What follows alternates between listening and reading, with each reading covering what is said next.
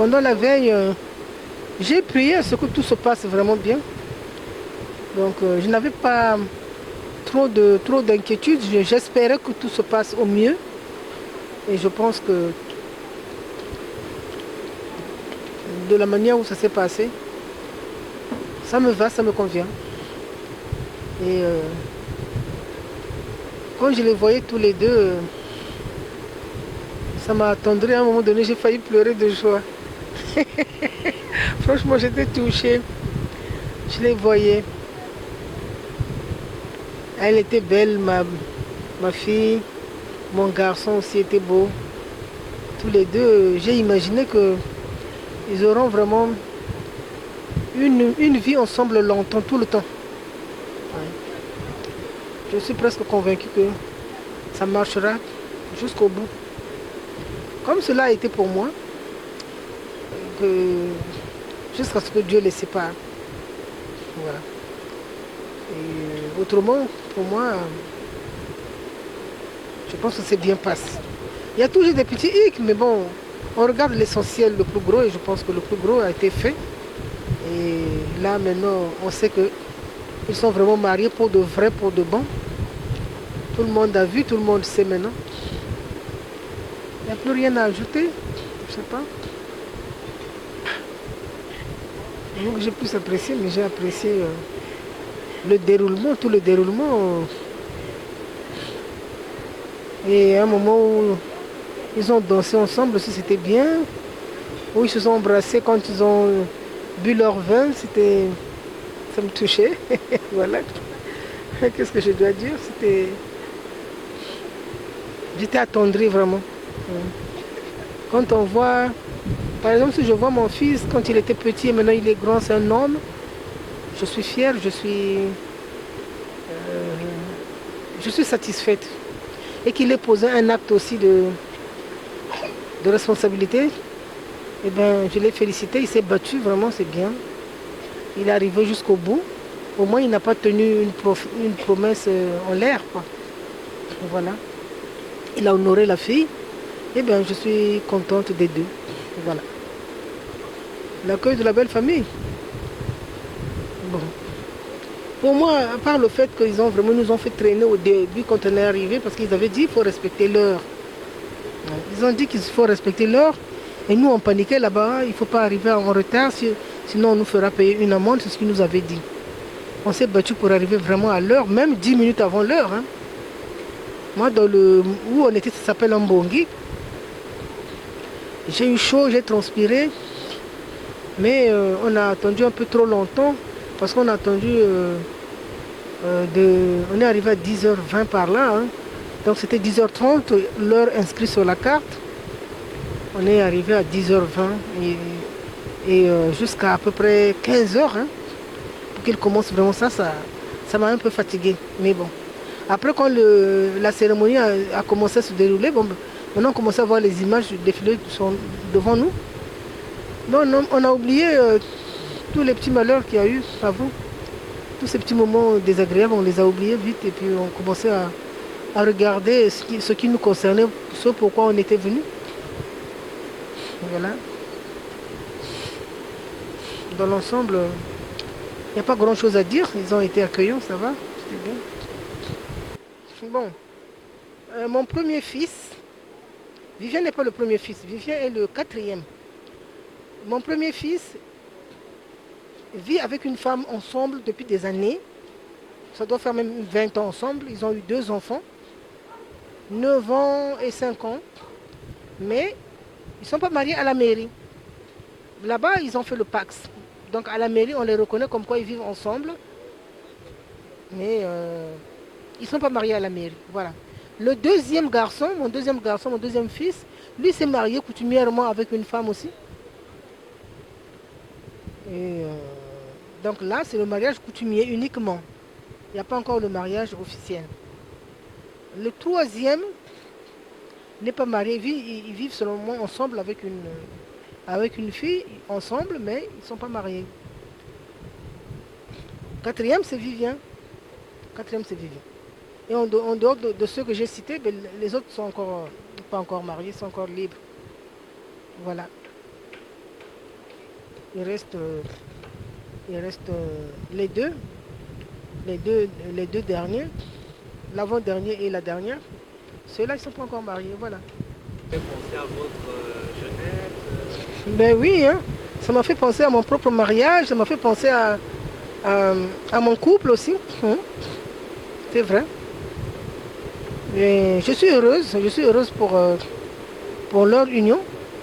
Ça m'a rappelé aussi mes moments que j'ai passés. Moi aussi, j'avais des bons rapports avec mon mari et je leur souhaitais aussi la même chose. Je leur souhaite la même chose. Et je pense qu'ils vont bien s'entendre quand même parce qu'elle est assez calme. Et mon garçon est tantôt calme, mais quand ça ne va pas, il s'énerve. Mais bon, je pense qu'il est très raisonnable aussi. Comme il y a l'amour, c'est l'amour qui va les aider à aller plus loin. Oui. Là où il y a l'amour, on va très loin. Mais quand il n'y a pas d'amour, ça ne dure pas longtemps. Donc pour eux, je sais qu'ils s'aiment vraiment et pour de vrai. Et ils vont aller loin. Ouais. Donc je leur ai déjà dit qu'ils devaient être patients. Mais ma dernière fille aussi. Qui est appelée à se marier peut-être sous peu ou bientôt. Ah, ma dernière fille.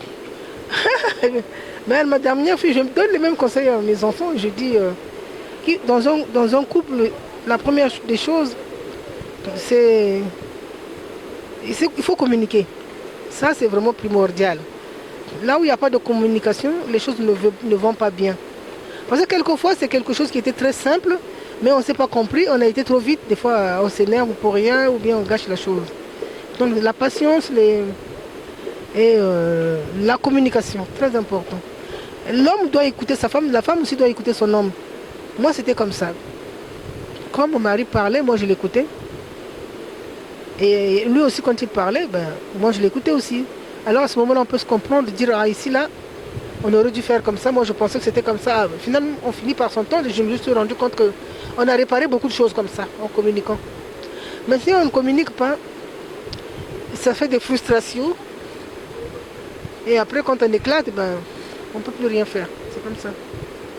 Ah, il faut marcher dans la patience. On sait que, de toute façon, c'est là mon foyer. Je dois être... c'est pas une aventure. On ne veut pas au mariage comme une aventurière ou comme un aventurier.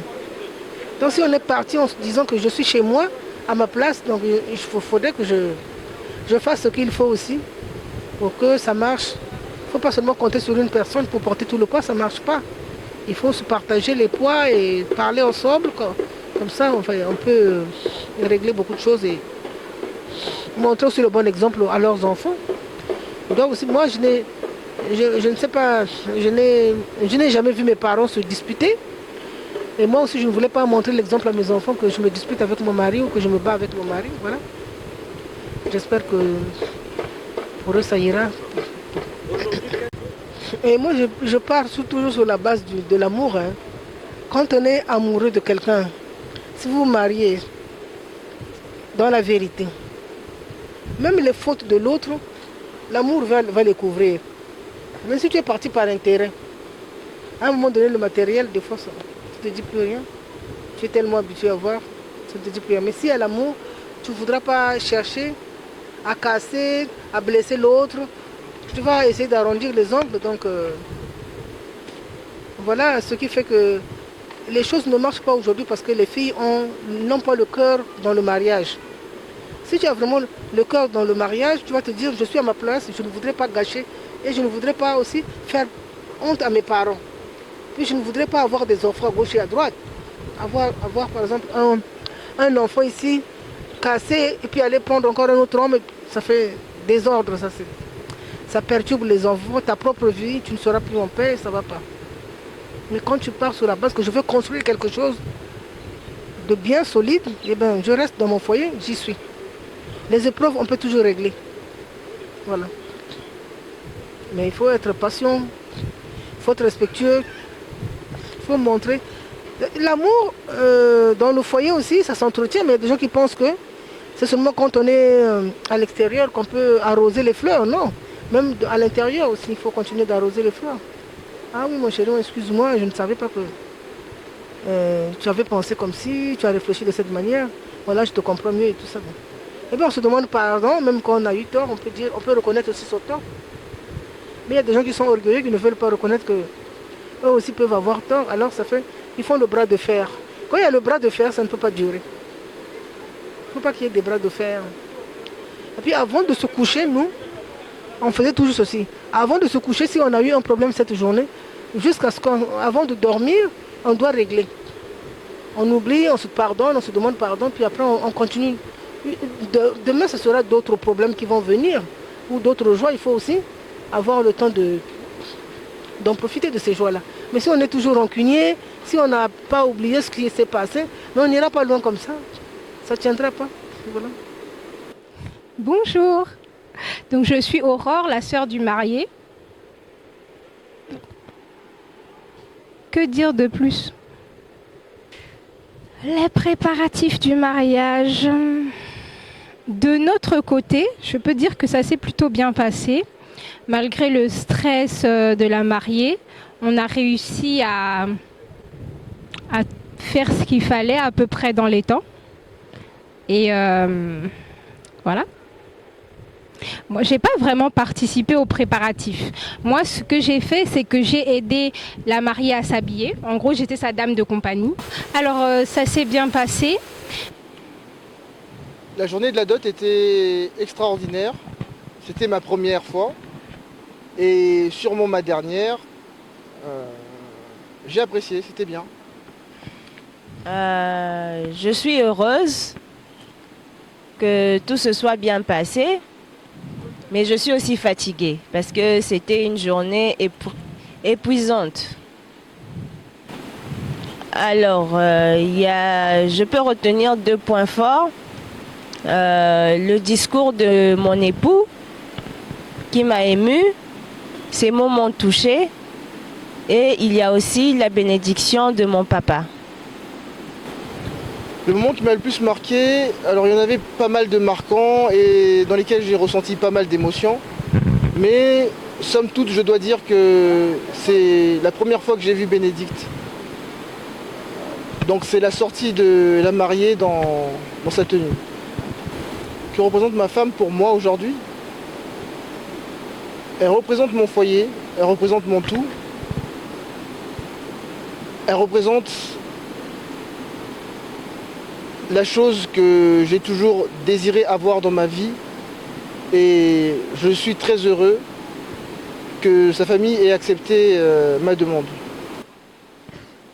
Mon époux représente ma force, il est mon protecteur, il est mon confident, il est mon ami, il est tout en fait. C'est désormais vers lui que je devrais me tourner. Ok. Quelle responsabilité prends-tu envers ton épouse à partir de ce jour?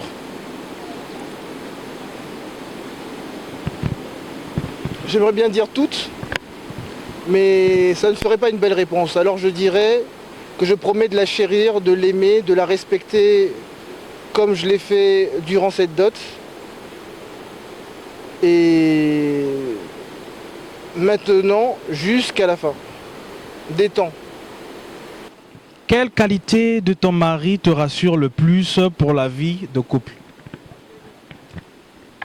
Je dirais son calme, sa tempérance, son esprit compréhensif et aussi, comme je l'avais dit avant, le sens des responsabilités qu'il a, le sens des priorités. Et voilà. Mon épouse a énormément de qualités. Elle est extrêmement combative, extrêmement belle, intelligente, douce, sociable. Donc je ne saurais choisir laquelle de ces qualités est la meilleure. Parce qu'en fonction des jours, on n'a pas toujours les mêmes besoins. Et aujourd'hui, je dirais qu'elle m'apaise beaucoup. Et hier, j'appréciais sa combativité dans le fait de devoir nous aider à entrevoir une dot réussie. Quel souvenir de cette journée garderas-tu pour toujours de la journée de la dot? Pour la journée de la dot, je pense qu'il y a il y a beaucoup de souvenirs sur tout le processus de la dot. Mais je pense que le moment que je vais retenir ici, c'est le moment où on a dansé tous les deux. Parce que c'était improvisé, c'était pas prévu, mais sur le coup, on s'est laissé aller au rythme de la musique et puis on a esquissé quelques pas de danse. D'accord. Qu'as-tu appris de plus important dans ta famille sur le mariage? Sur le mariage, je dirais que j'ai appris que tout le monde a son mot à dire et qu'il y a le respect des traditions aussi. Et donc il y a pas mal de symboles que j'ai découverts à travers cette expérience du mariage. Ma famille m'a conseillé beaucoup de choses, mais surtout de respecter ma femme et de la protéger. Donc je serai son bouclier. Comment comptes-tu soutenir ton mari dans les moments difficiles? Je compte surtout être à son écoute, puisque c'est lui le chef de famille, c'est lui qui prend les grandes décisions. Donc c'est surtout l'écouter et puis être une épaule sur laquelle il peut se reposer. Je promets de la protéger sur l'ensemble des plans et dimensions. Et je n'exposerai pas mon plan parce que ce ne serait pas prudent. Mais sur le plan matériel, affectif, sur le plan spirituel et les autres plans, parce qu'on peut avoir en tant qu'humain pas mal de besoins, je ferai de mon mieux pour lui apporter tout ce dont je dispose, toute l'aide dont elle pourrait avoir besoin. Quelle vision as-tu de votre foyer dans les années à venir? Mais j'aimerais qu'on soit un foyer composé de personnes toujours en bonne santé et un foyer toujours aimant. Quelles valeurs souhaites-tu transmettre à vos futurs enfants? Aux futurs enfants et même à ceux que nous avons déjà, je souhaite transmettre les valeurs d'honnêteté, d'intégrité, de respect des autres et aussi la liberté de parole. La liberté de parole, ouais, je pense que c'est ça. Quel message adresses-tu à ta belle famille aujourd'hui? Le message, je vais dire un grand merci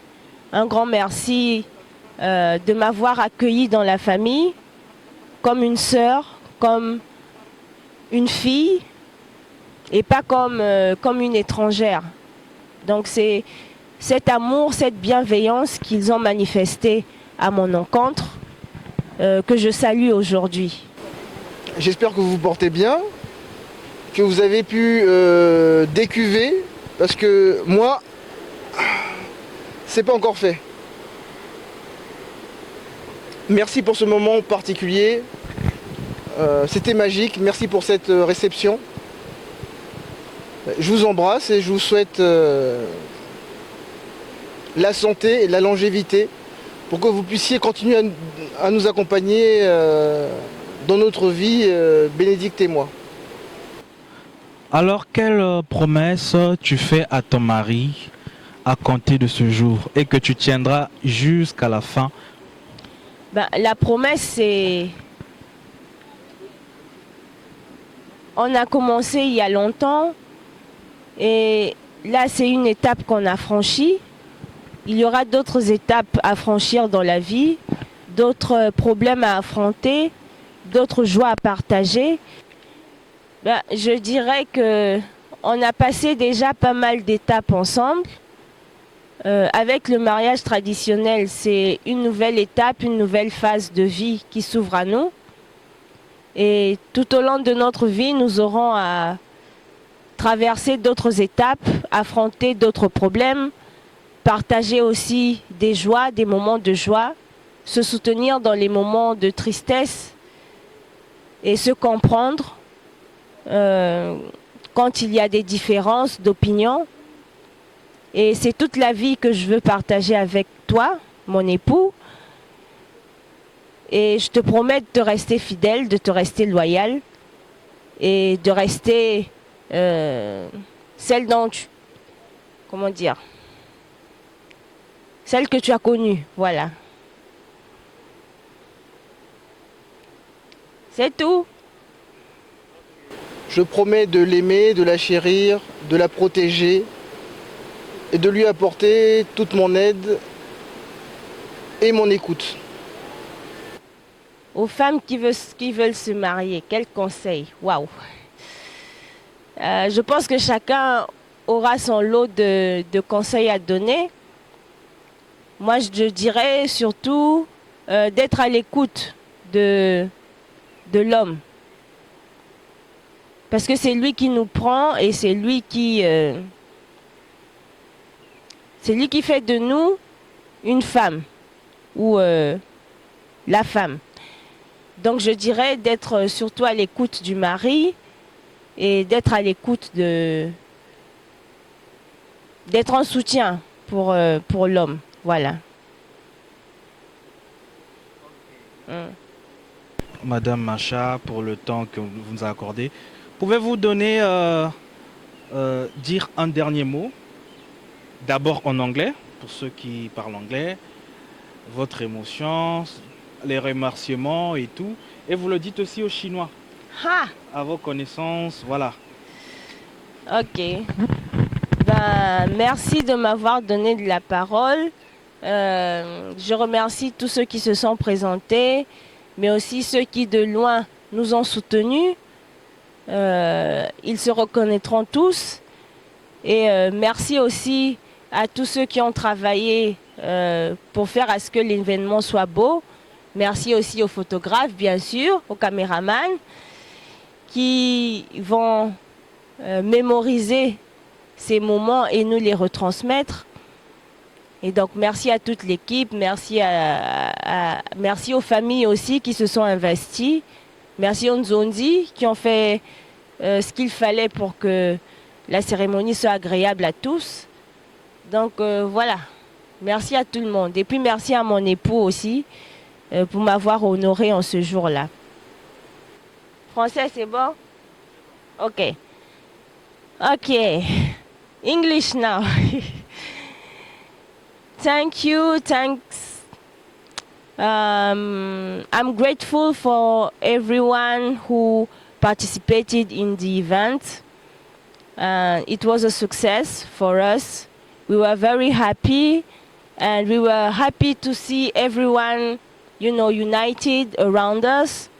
The family, the team, the people who cooked, the people who put the music, the people who took the pictures for us, took the videos for us. Everybody, all the people who support us from far, from near.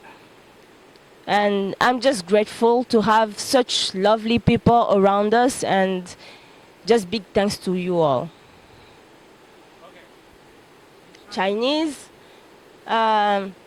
感谢大家来参加我们的传统婚礼，我们非常高兴看大家都欢乐，我们心里非常高兴，谢谢大家。